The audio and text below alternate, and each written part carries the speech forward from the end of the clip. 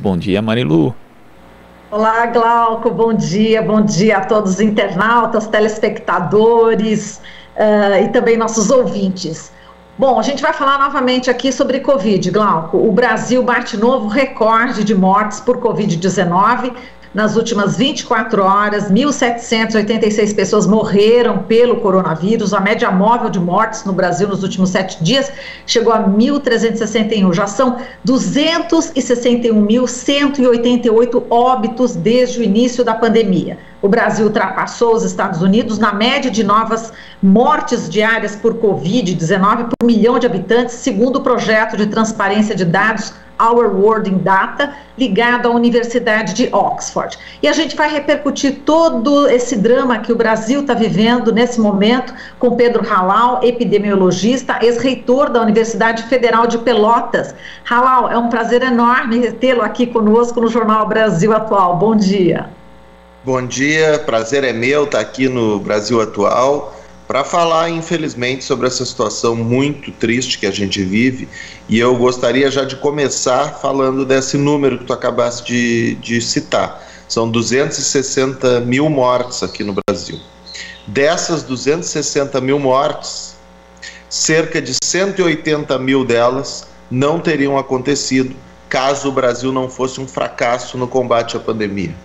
Ou seja, 3 de cada 4 mortes que acontecem no Brasil por Covid-19 poderiam ter sido evitadas, não fosse o governo federal e o Ministério da Saúde terem um trabalho tão vexatório no enfrentamento da pandemia. Eu acho que essa é a primeira informação que deve ser compartilhada com aqueles que nos acompanham, para que a gente tenha noção da gravidade do que está acontecendo nesse momento no Brasil.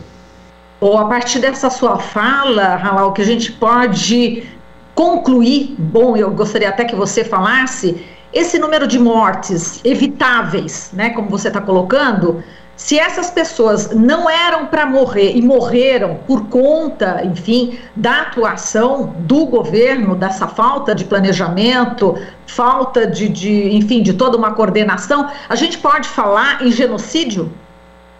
Olha, eu normalmente costumo deixar essa avaliação para as pessoas que nos assistem.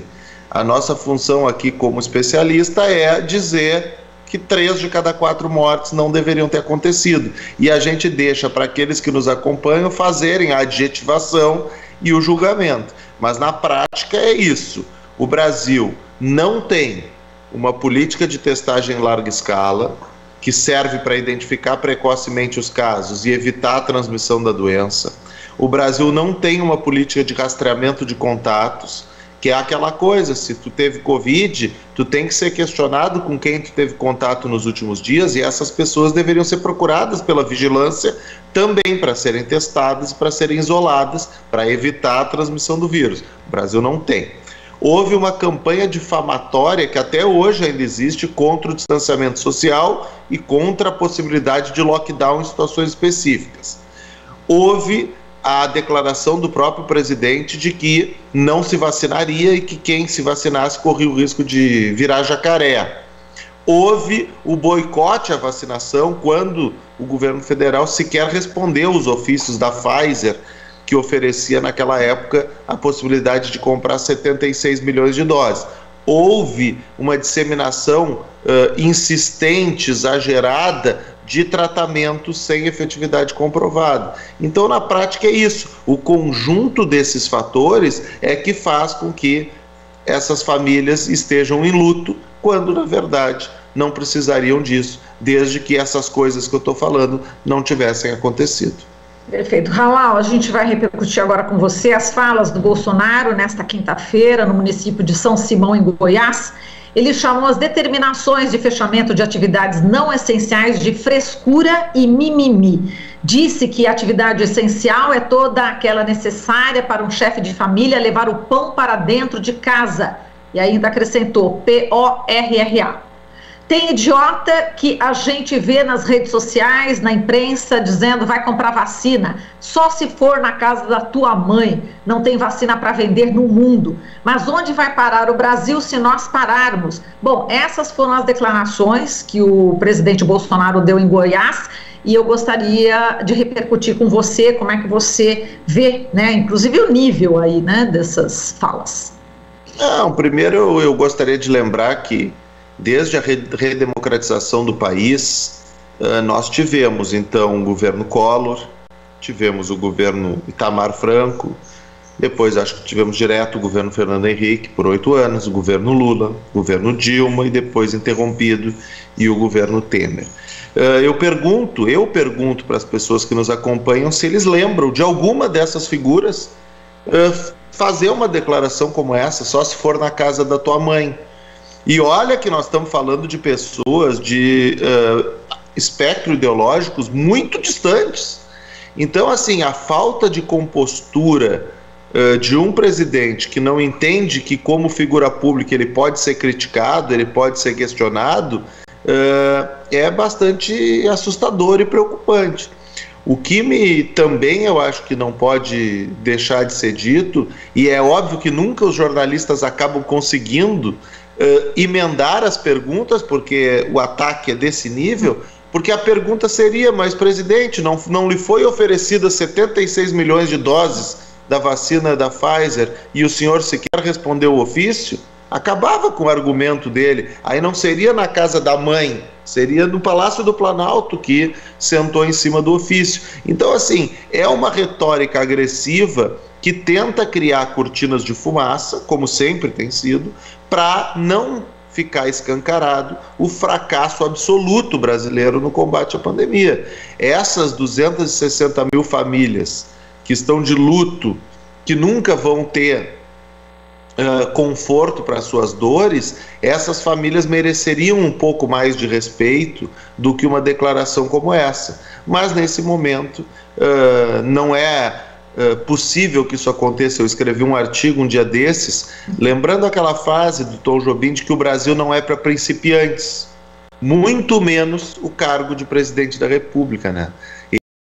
Não é para principiantes. Então, o Brasil cometeu esse erro e agora o Brasil tem que conviver com ele por pelo menos mais aí alguns meses.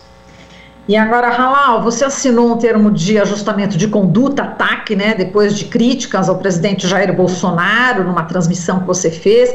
O processo foi aberto pelo deputado federal Bibo Nunes, do PSL do Rio Grande do Sul, né, que ingressou aí com uma representação na Controladoria Geral da União. O deputado tinha intenção até tirar você aí da universidade, que você fosse demitido, etc. Eu queria que você falasse um pouco desse episódio e como é que você recebeu essa TAC, por que você resolveu assinar essa TAC? Conta pra gente. Primeiro eu vou pedir licença, assim, mas eu não tenho nenhum vínculo com esse cidadão, então eu não vou chamar ele pelo apelido, eu vou chamar ele como Alcíbio Nunes, que é o nome que consta lá, o nome do deputado. Não, o deputado fez uma denúncia, disse que eu seria demitido, que eu era uma vergonha para o serviço público, que eu era um desequilibrado mental, coisas desse tipo. A denúncia foi analisada pela CGU e imediatamente a CGU afastou qualquer possibilidade de falta funcional grave. A CGU vislumbra que, em tese, poderia haver infração disciplinar de baixo potencial ofensivo, como eles chamam, e fez a propositura de eu assinar um TAC. Eu sentei com meus colegas, com meus advogados, e achei por bem assinar, porque arquivava o processo e a gente não ficava, então, despendendo tempo nessa pauta, quando, na verdade, a minha pauta, pelo menos, é salvar a vida dos brasileiros e das brasileiras através do coronavírus. Então, assim, é isso. Foi um ataque frustrado, porque, obviamente, que esse processo não fará com que eu deixe de me manifestar sobre a pandemia, sobre as vexatórias atuações até hoje do Ministério da Saúde e do próprio governo federal em relação ao coronavírus, e a CGU adequadamente reconheceu que não havia ali nenhuma falta funcional grave. Então, processo encerrado sob o ponto de vista processual. Agora, sob o ponto de vista político, eu me lembro dos meus pais, especialmente, me comentarem numa época aqui no Brasil que a gente não podia criticar o governo.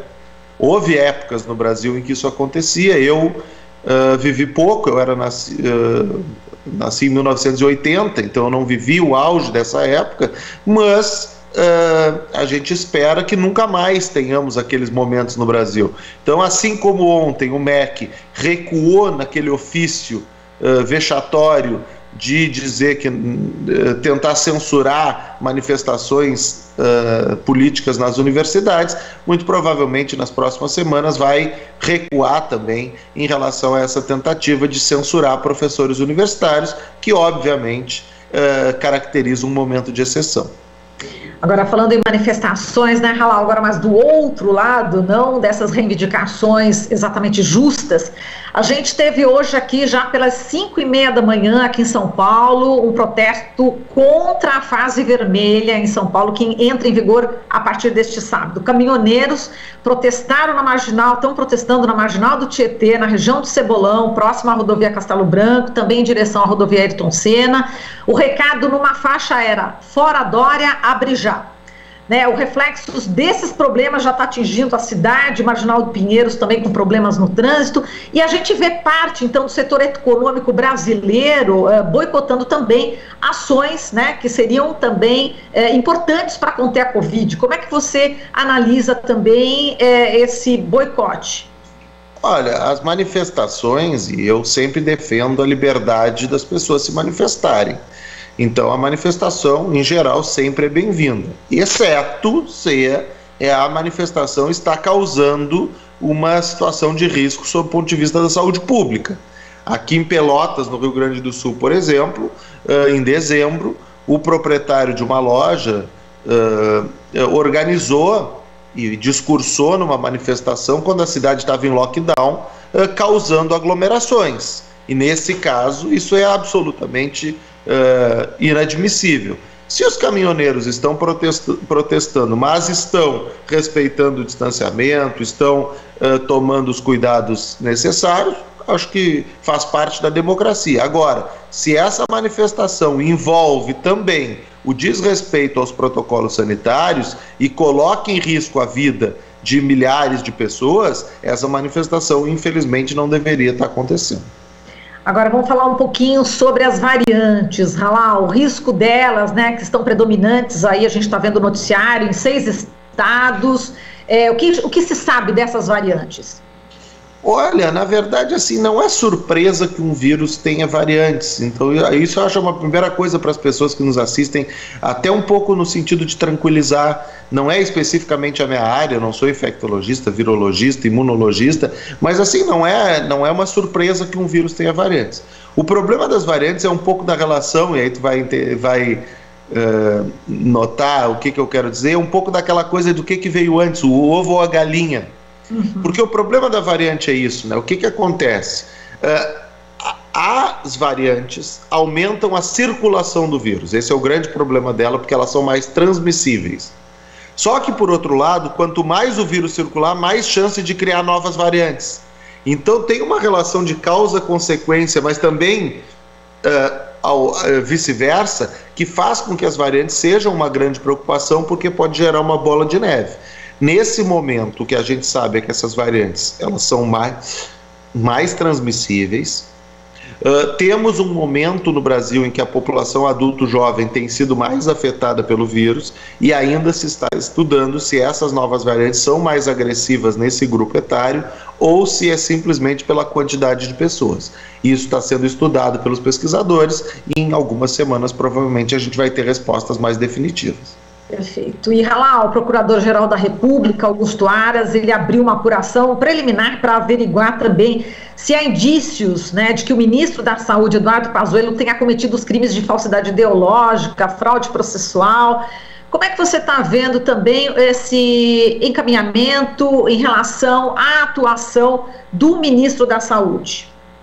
Olha, primeiro em relação ao processo em si, eu não tenho nada para comentar porque eu não conheço os autos do processo, não analisei com devido cuidado. O que eu posso comentar é sobre a vexatória atuação do Ministério da Saúde na atual gestão.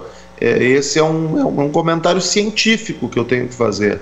O Ministério da Saúde, pelos motivos que eu falei lá desde o começo, não testa, não rastreia contato, não estimula distanciamento social, estimula tratamentos não eficazes, paga um mico internacional em relação à vacinação. Por todos esses motivos, a gestão do Ministério da Saúde é muito ruim, vergonhosa, talvez ficará marcada na história como a pior gestão do Ministério da Saúde na história do país. Agora, sobre a questão do processo que tramita, eu acho que o ministro tem o direito, como qualquer cidadão, de exercer seu direito constitucional, ampla defesa e contraditório, e por dentro do processo vai ficar aí confirmado se ele cometeu ou não as infrações funcionais e ou criminais pelas quais ele está respondendo. Certo, agora a gente estava dando uma lida aqui na coluna do Jamil Chad, querido Jamil Chad, jornalista, ele que acaba de ganhar o troféu Audálio Dantas também, enfim, em breve estará conosco aqui também no Jornal Brasil Atual. Ele diz o seguinte, que o Brasil deixa de ser pária para se transformar em ameaça global. E eu gostaria que você falasse a respeito também de alguma medida, se é que é possível, internacional inclusive, para atuar aqui no Brasil, no ponto de tentar brecar o que está acontecendo, né? Enfim, se vai depender do exterior, de autoridades internacionais atuarem aqui diante do que está se revelando aqui, desse descontrole total, Halal? Olha, a situação é realmente muito delicada, e é delicada por quê? Porque o Brasil, no momento que o vírus circula livremente, especialmente se for acatado aí o protesto dos caminhoneiros que acham que tem que reabrir tudo, se o vírus voltar a circular livremente no Brasil com a quantidade de infectados que nós temos nesse momento, a possibilidade do surgimento de novas variantes, inclusive variantes mais graves, mais letais, é muito grande. E a gente sabe que essas variantes mais letais, elas podem ir para os outros países, provavelmente vão para os outros países. Então, assim como se fosse na China, lá no começo da pandemia, estão vendendo, não sei, vamos inventar, carne de morcego, e isso está contaminando as pessoas e pode contaminar a população mundial inteira. Poderia haver uma intervenção. No Brasil também talvez seja necessário que a Organização Mundial da Saúde faça alguma intervenção. A verdade é que o Brasil hoje é um risco para a saúde pública mundial. Está corretíssima a afirmação. O Brasil hoje representa um risco para a saúde pública global. E esse risco, como já foi publicado no Lancet, que é um dos maiores periódicos científicos do mundo, meses atrás, o grande inimigo do enfrentamento da Covid-19 no Brasil é o seu próprio presidente da República, Jair Bolsonaro. Isso foi dito num editorial do Lancet, acho que em maio do ano passado ou junho. Então, assim, é isso, o Brasil representa, sim, um perigo de saúde pública internacional, e é possível que em poucas semanas haja uma intervenção no Brasil para que o Brasil minimamente siga os protocolos baseados em evidência científica para conter o vírus SARS-CoV-2. Agora, Halal, em relação a essas transferências de pacientes de um estado para o outro, esse colapso todo, as UTIs aqui lotadas, inclusive da rede particular de saúde, importantes hospitais que já não tem como mais colocar uma pessoa dentro da UTI. Qual que é o cenário que a gente vai ver daqui nos próximos dias? Olha, esse cenário de colapso no sistema de saúde, ele é um cenário extremamente complexo. E ele é complexo por vários motivos. O primeiro é que algumas pessoas mais ao lado negacionista, elas dizem que tem que criar mais leito, mais leito, mais leito, mais leito. O problema é que não adianta criar mais leito, primeiro porque é enxugar gelo, e segundo porque não tem profissional de saúde para trabalhar em todos esses leitos. Então, existe um limite do sistema de saúde. A questão da transferência dos pacientes também é polêmica, porque pode haver uma interpretação, e muita gente diz, mas isso é um absurdo, porque surgiu a variante, ao mandar os pacientes para os outros estados, está transferindo a variante, aumentando o risco da variante se disseminar nos outros estados. Mas qual é a contraproposta? Deixar os pacientes para morrer? Então, assim, esses assuntos, eles são muito complicados. Então, quando o sistema de saúde está em colapso, a recomendação em todos os lugares do mundo é restringir a circulação. É isso que precisa ser feito, restrição de circulação, especialmente nos lugares mais afetados. É isso que funcionou e que segue funcionando em qualquer outro lugar do mundo, e o Brasil, infelizmente, não consegue adotar essa política, e quando adota, tem um protesto como que a gente está vendo hoje em São Paulo. Então, realmente, a máquina de disseminação de notícias falsas, ela funciona, tanto ela funciona que estamos tendo esse protesto em São Paulo no dia de hoje. Exato, e existem dezenas de pedidos de impeachment do presidente Bolsonaro justamente por falta dessa condução da política de saúde no combate à pandemia.